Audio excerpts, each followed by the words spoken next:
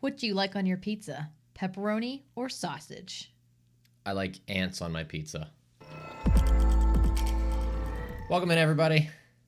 It is, what is this? This is NFL Week 14 and the second round of the Vinnie Pie Quest League playoffs. That's a tongue twister. The Vinnie Pie Quest League playoffs. Yeah, it's not easy to say. Yeah, it's not easy to say. You try that at home. Second round is beginning this week. We've got a lot to talk about. We've got peaks of the bye week from the 2 weeks of last. All the valleys. Who are the top players? Who are the bottom feeders? What's going on in the Final Four?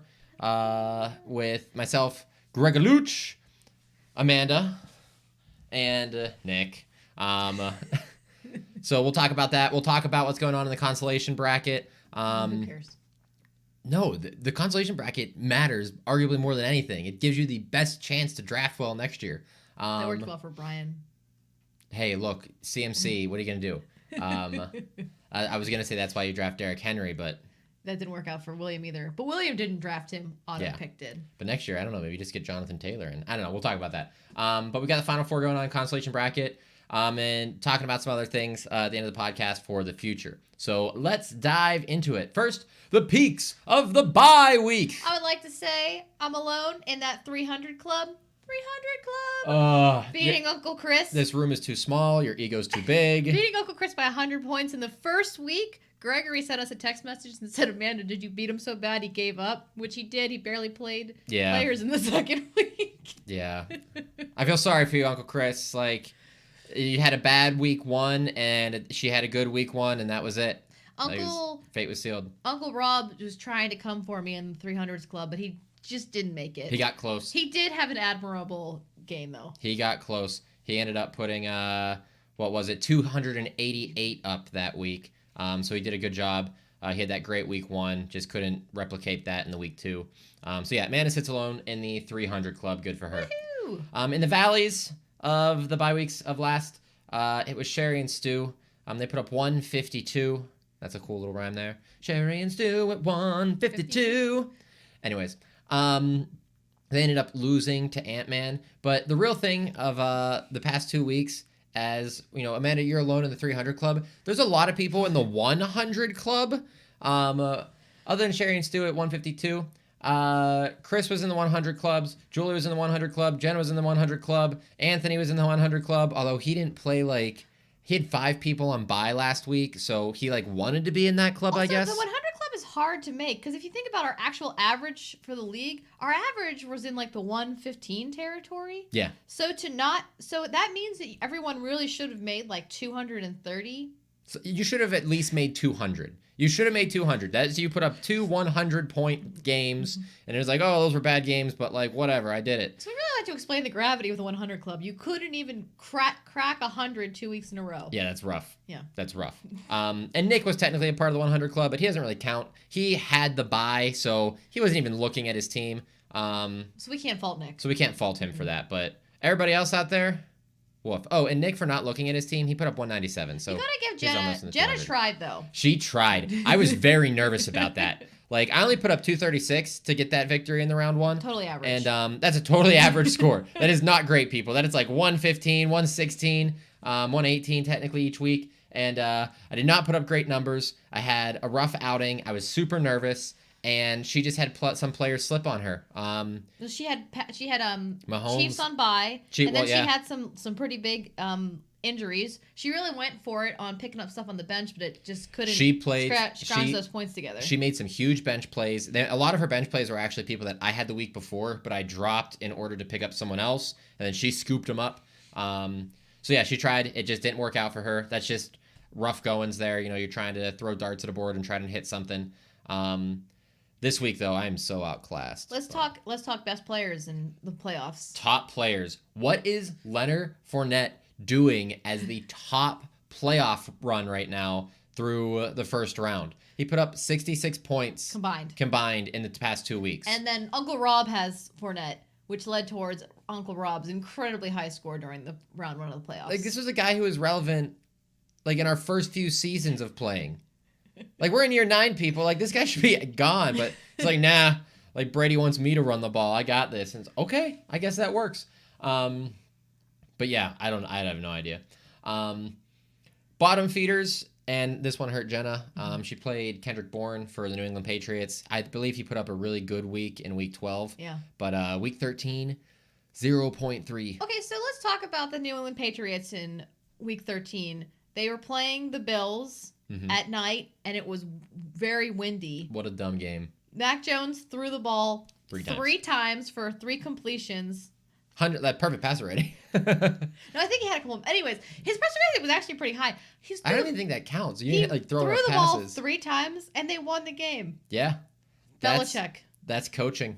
That's game planning by Belichick. Yeah, and they won the game against the Bills, throwing 3 times. Hey, if someone played Mac Jones that week too. I think it was Brian. If it works, it works. Okay. But yeah, just weather conditions are beginning to matter now. If you're not paying attention to weather conditions, they matter. For all of you playing a billion Browns players, you're playing up on the lake. Like, that matters every week that you're home. But if you are playing the Browns, make sure they're playing. Yeah, you got to make sure they're also playing. Yeah, and they're Anthony on bye. had I think 5 people on bye, 5 on bye last week, so he led to the 100 club by not playing 5 players. So. But you got to watch out, like Green Bay, like Lambeau Field's always a mess. Come late in the season. Just watch for the weather conditions. I think this week we're good everywhere, but it's something to watch out for. All right, let's talk Final Four.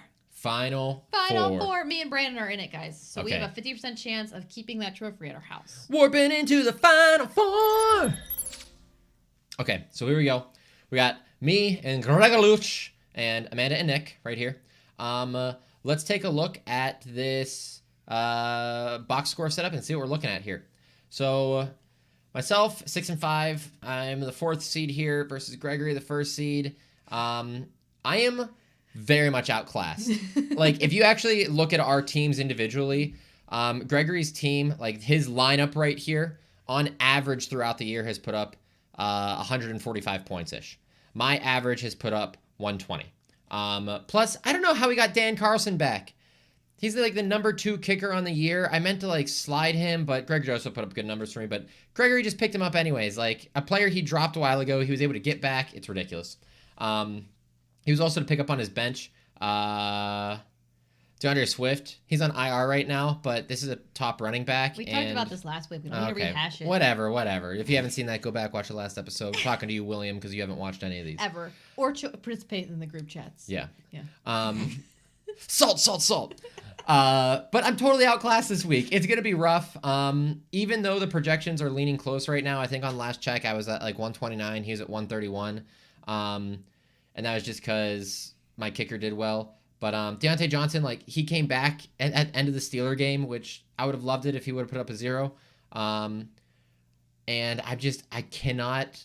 Also, I've been looking at the threads, and everyone says that Jamar Chase is poised to have a huge game.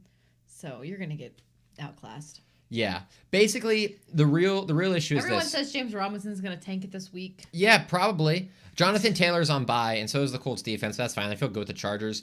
The real issue is I don't have Taylor, and I'm running into this issue. Lamar Jackson, last time he played Cleveland 2 weeks ago, put up 11 points. He threw 4 interceptions. And basically, if you've not been paying attention, the way to beat Lamar Jackson is just to blitz him on the corners. Like, run a corner blitz every play. He's going to panic. He doesn't know what to do, and he's not going to put up points.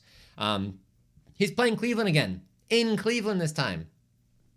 I don't know if it's a good play to play him, and I've got 58 minutes to figure this out. I have Taysom Hill playing the Jets. That's a great matchup. Yeah, but what we've talked about, Brandon, is for you to beat Gregory, you have to hope for a big swing. Yeah. Lamar Jackson can and has put up 50 points. Yeah, if we look at some of Lamar's old games, he's got a game this year against Indianapolis. That's a good defense there, where he put up 50 points. So Lamar Jackson, I need that. Lamar Jackson can put up 50 points. You're not going to beat Gregory by having good scores from different people. You need to have an outrageous score. Yeah. Lamar can do that. Taysom Hill cannot. You should play Lamar. Yeah. And I always say play your studs. If I lose with Lamar, then it's just like, well, he didn't do what he was supposed to do. But if I lose because I played Taysom Hill, then it's like, why are you playing Taysom Hill? That's a terrible decision when you have Lamar Jackson.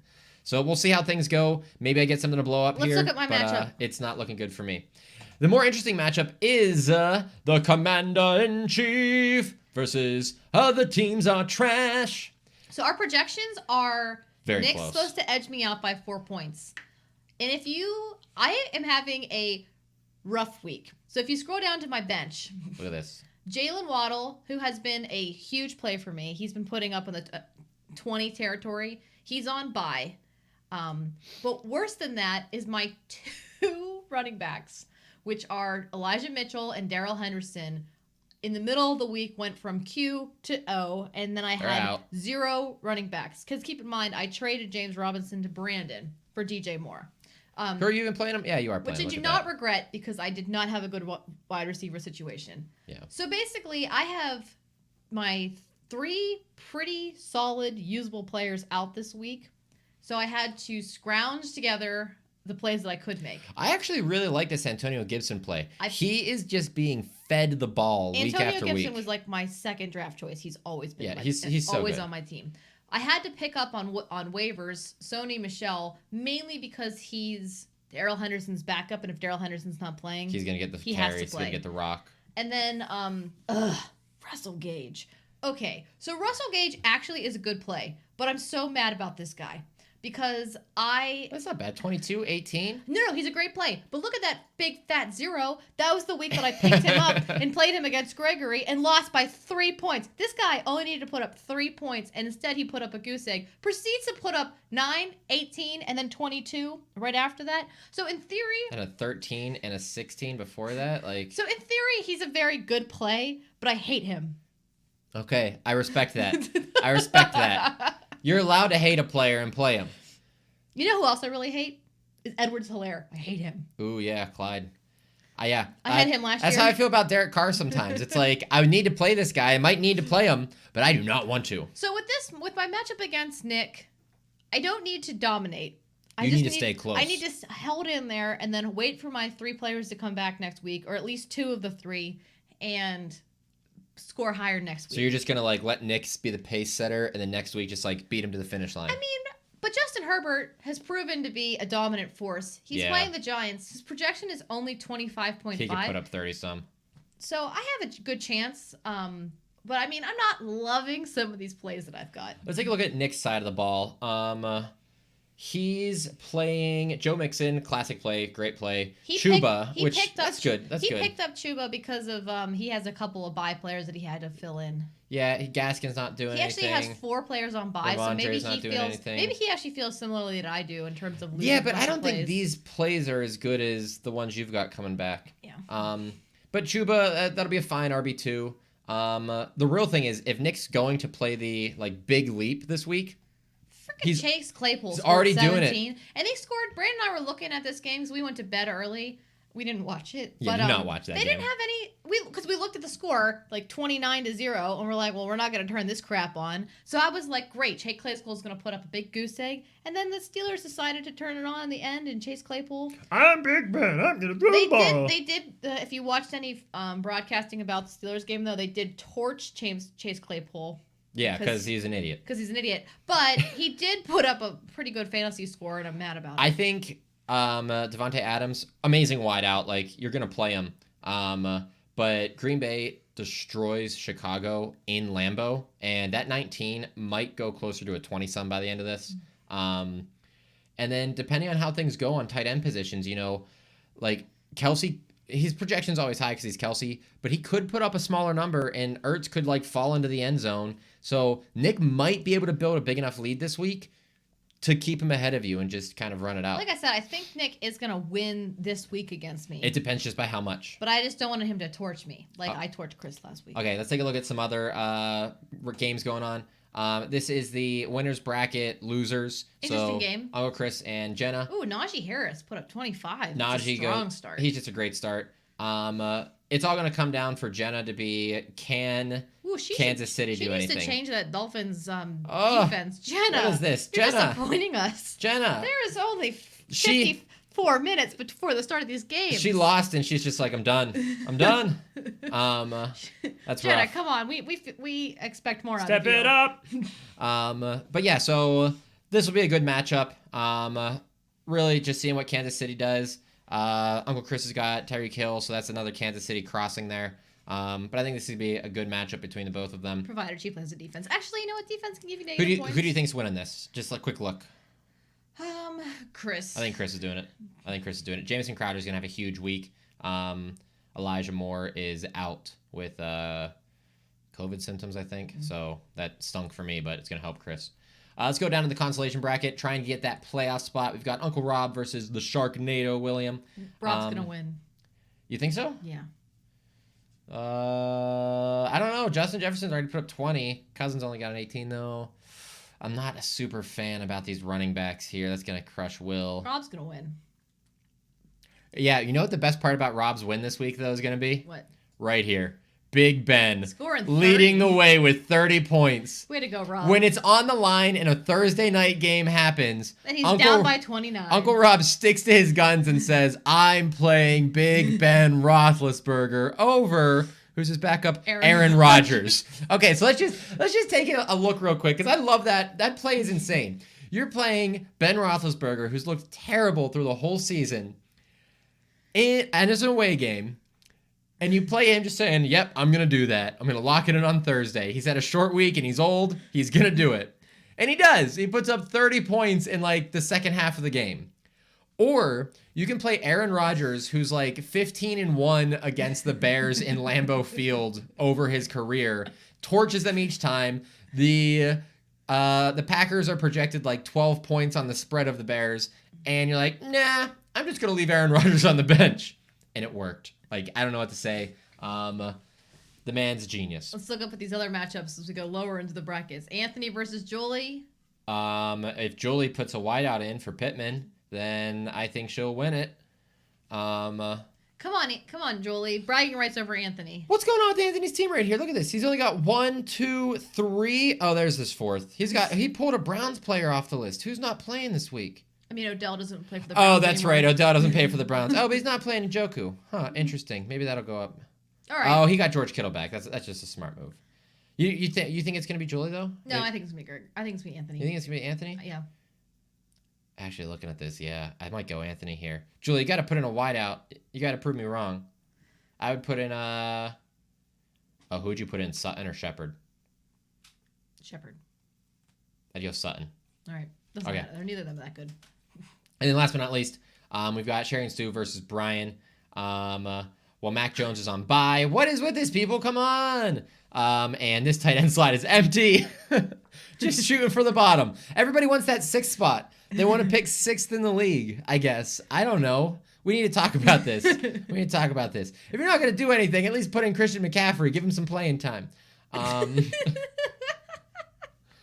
Yeah, because their projections are 81 and 83. I think this is going to be a tie. I think they're going to remove everybody from their roster, and it's going to be a tie.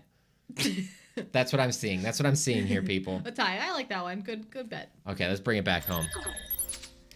Okay, so what else needs to happen? Real quick, just a quick note, Uncle Rob's Conklin move on Thursday. I really did think Conklin was going to put up a good game, but Uncle Rob dropped him.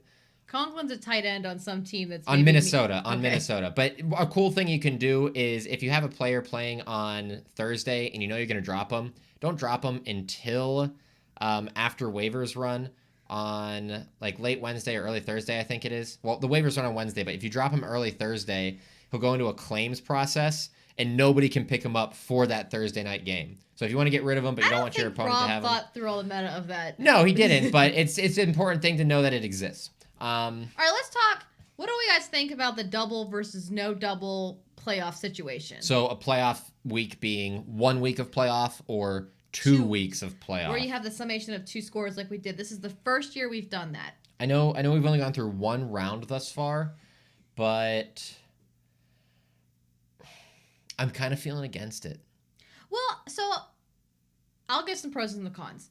Some pros. For me right now, like my scenario is a pro where I had a really great week last week, and then this week I am in a bad situation with my players. That's not necessarily going to stay the norm, but this week will allow me to hopefully skate through, and then next week could use my recovered players to potentially win. So you're in a position where you have more flexibility, and a single week's not gonna like a single like string of bad plays isn't gonna affect you. Yeah, but so here's how I'm thinking about that, right? Like, if you're right now we're doing the 2 weeks, so like if you struggle this week, you could still play catch up with Knicks next week, right? Yeah. But at that point in time, it's like you're why not do a like just 2 rounds of the playoffs of 3 weeks each? Because then we have like less deviation, and it's just the better team will win it on average. I think some cons is some fatigue, right? You can see our lower bracket isn't putting in players. There's just such a slog towards It's just the done. end. It's just done. It's like, oh, it doesn't really matter at this point. Whereas if there's only a couple of playoff games, it still feels excited. So I think the slog is I think a disadvantage. the slog definitely stinks. You also have an issue where you look at Uncle Chris through the round one, and he put up one bad week, right? Very bad week. But because of that, he has to sit through effectively just like, I'm out. There's nothing I can do. I'm down by 100 points. And now you got to just sit through a second week, and you didn't have to do anything. No worries. Like, well, it wasn't even a no worries. You could start picking up new players because you didn't have to do anything for future weeks beyond that. Whereas if it's just like a one and done, you automatically are in that same fight for players that everybody else is. So I don't know. I'm kind of thinking, I know it's more variability to play just 1 week, and for someone like Gregory, that would hurt him more because he has such a good powerhouse team. If he slips once, it's just like he did in the year where he lost his championship to Jenna. This gives the better shot to the better team, but I do think there's some downsides, and it's making our playoffs really, really long, and I think people are fading. Okay. I am. We'll talk to the commission about this. I think we need to have a commission's corner, and I think it would be interesting to lengthen our season a little bit. I don't know how we would do that with our 12 teams and everybody plays each other once. But I think it would be nice to have a slightly longer season. We had some great battles at the end of that season. There were a bunch of teams that ended 5 and 6. I mean, in the regular season, we got to see Julie have the most the comeback, right? bonkers trade of all time. If we go another 2 weeks of the regular season, maybe she fights her way all the way back into the playoffs. Yeah. Like, I don't know. I just know that regular season, people are going crazy for those last spots to get in. And maybe if we have 1 or 2 more regular season weeks, that closes out well, and then we rush the playoffs and we finish out. It's something to talk about. If you've got a good idea for that, put it in the family chat, and we'll see where things shake out after this season and what we do for next year. I know another thing to talk about, and this is like very fringe at the moment, but this will be our 9th season in the family league, the Vinnie Pike West League. Ooh, look at that. Tongue twister complete. But do we want to start doing something where we're having a keepers league or a dynasty league? I know we've kicked that around a little bit. But for the people who are kind of out of the competition right now, Anthony's not winning the championship this year. Uncle Rob's not winning the championship this year. If our league goes a little longer in the season and you're going to be out, you can start making cool trades in order to try to help yourself out next year. So that might be something to think about. Just to kind of mix the league up a little bit, get some new vitality and life into there. But we'll see where that goes. All right. Thanks, everybody. But until next time, adios!